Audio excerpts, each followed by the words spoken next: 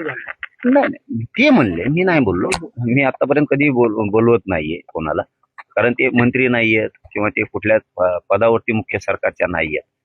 तरी पण आपण त्यांच्यावरती विश्वास ठेवलाय की माझ्या समाजाच्या लेकराचं कल्याण होत आहे. मला सुद्धा त्या समाजाची माया आहे, मी सुद्धा त्याच मराठ्यांचा आहे. आणि या शब्दावरती आम्ही लईच अपेक्षा ठेवली. अति बघूयात, लढतील, करतील, होईल. अपेक्षा आम्हाला की ते करतील. आम्हाला तरी आंदोलन करून काय करायचं.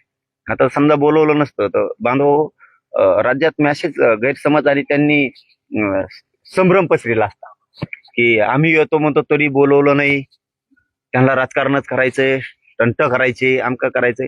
दिली धुरा तुमच्या हातावरती, लाड साहेबांच्या खांद्यावरती धुरा दिली. आता याच्यापेक्षा काय मराठीने मोठं मन करायचं सांगा तुम्हीच. तुम्ही म्हणताय की मुख्यमंत्र्यांचं शिष्टमंडळ येत आहे. प्रसाद लाड असं म्हणले की मुख्यमंत्री शिष्टमंडळ वगैरे नाही, मी वैयक्तिक भेटीसाठी त्यांच्या. आता मुख्य हा बघा, मी माया मनचं काही बोलत नाही. तेच म्हणले काढून बघा बाईट, तुम्ही तुमच्या सगळ्याकडे बाईट झाल्यात त्यांच्या. मी मुख्यमंत्र्यांना विचारल्याशिवाय, त्यांच्या मर्जीशिवाय मी कुठेही जाऊ शकत नाही.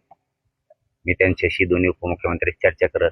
मग जो माणूस आता मुख्यमंत्र्यांशी चर्चा करून आला ते मुख्यमंत्री शिष्टमंडळ नाही म्हणायचं, तो कोणाचं म्हणायचं सांगा भाऊ तुम्ही. आता तुम्ही बघा, तुम्ही सगळं उकळून पेलेलं आहे भाऊ राज्य. तुम्ही काय सोपे नाही तर सगळे पत्रकार. तुम्ही आता चांगल्या चांगल्याला मुंडीवर टाकेले. काय होतो त्याचा अर्थ मला, आम्हाला गरीब माणसाला समजून सांगावं, गरीब मराठ्याला. मुख्यमंत्र्यांशी चर्चा केली तेव्हा चालेल.